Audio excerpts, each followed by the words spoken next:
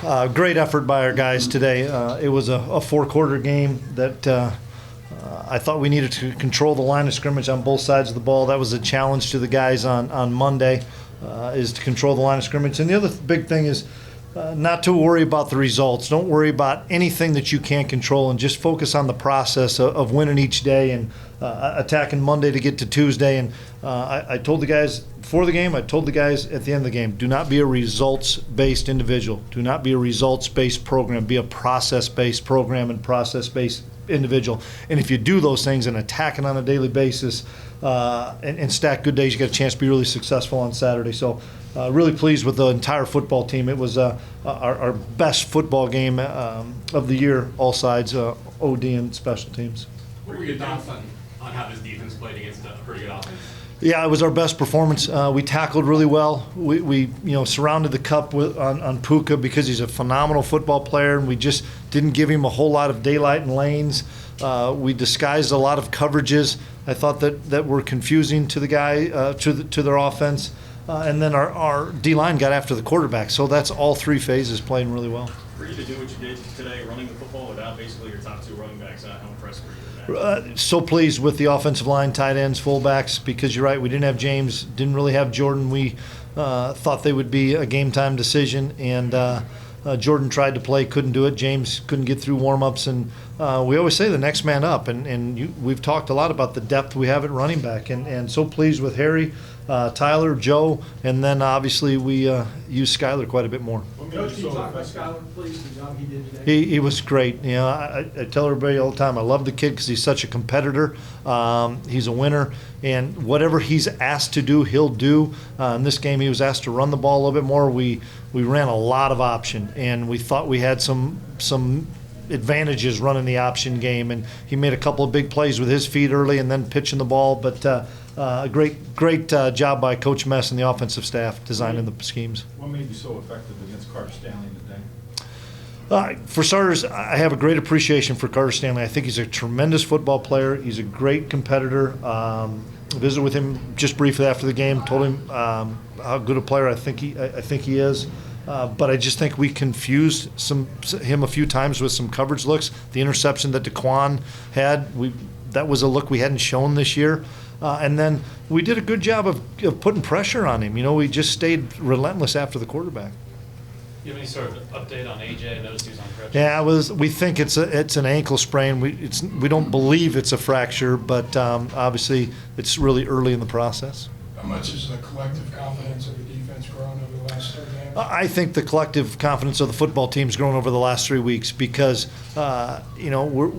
we keep getting better. We keep progressing, and you don't know when your time's called upon. Harry Trotter, whoever else, Kiwi today, because he played a lot more when AJ got hurt. But I just think as a football team, we're continuing to improve and get better. But obviously, to answer your question, defensively, I thought we played really well. Getting them both hurt, is that just part of the process for you? Now that you say that, yeah, I mean it's a step in the right direction. We have a lot of games left. And we're not going to worry about the results. We're just going to attack this week with Texas, and we're going to have another tough game on the road. But we'll just try to hit Monday and be as good as we can on Monday. Chris, you're so locked into running the game, but I'm curious if you had any consciousness of the atmosphere at all before the game. That's a good question. I know that we had a great showing by Kansas State fans.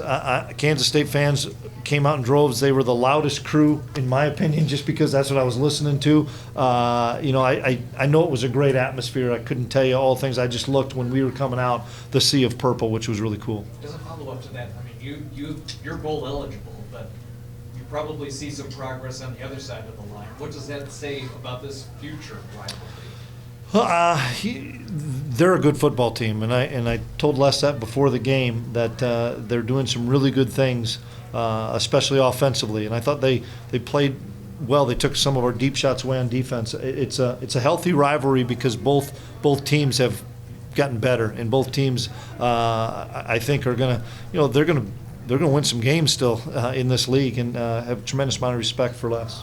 How frustrating were the penalties? Yeah, they were frustrating in the first half, and then we talked about it at halftime and cleaned it up. The personal fouls, that has to end. We can't have those. I thought we were better in the second half.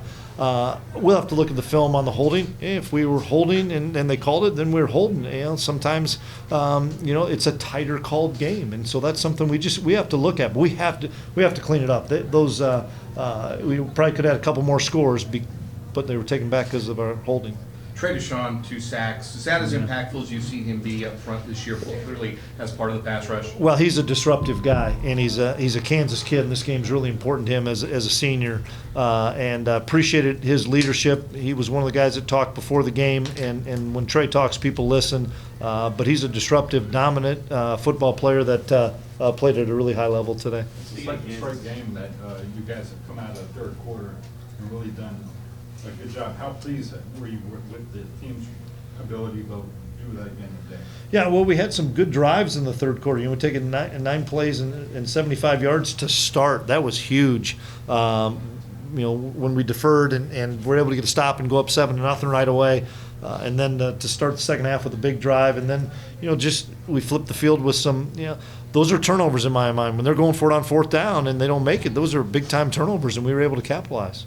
We asked you so much about moving on from Oklahoma. Now that the week's over and you look back at it, how was the prep from this team? It was great, and we didn't talk anymore about Oklahoma after we had our awards on Monday, and we said we're turning the page. And I keep telling these guys, whatever you did last week has no bearing on the next week, and you can't compare scores, any of that stuff. You have to attack it on a daily basis to give yourselves a chance to be successful. What did you like most from Harry today in the backfield?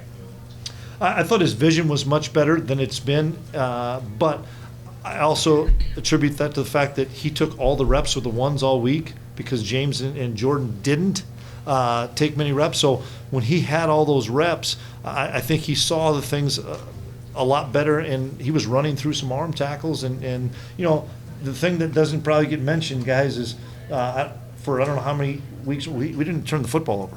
When you don't turn the football over and you hold it for 38 minutes and you rush for 300 yards, typically good things are going to happen. What did you like about the option with some of your personnel groupings? We thought we had them outflanked, and so and we're not a big option team. You go back and look at Coach Mess for ever amount of years. We're just not that. It's not what we do, but we just saw an opening there, and we took advantage of it. And I thought Skyler made some really good decisions. In what ways can the defense even become better? We have to get better. For starters, the penalties, continuing to work on tackling. We probably missed a few tackles. Continuing to work on our landmarks and drops and coverage. I mean, we know that's the one thing we talk about. We can continue to get better as a football team. How concerned were you with their big play potential other than Puka? No, really concerned because that's the thing we talk about. They've been getting a 60, 70-yard pass and multiple ones against everybody. And you can't just fear and say, I'm going to play soft all day. But it was something that we made a conscious effort of. I thought Denzel Goolsby roaming the middle of the field. He may not have made a ton of plays, but he took a lot of things away because Denzel's just such a smart player. We have time for one more. How have you seen Skyler mature? He came off such a great game against Oklahoma and then comes here in a big rivalry game. How have you been able to see him remain even-keeled, even though there was opportunity for him to let down? Yeah, just preparation.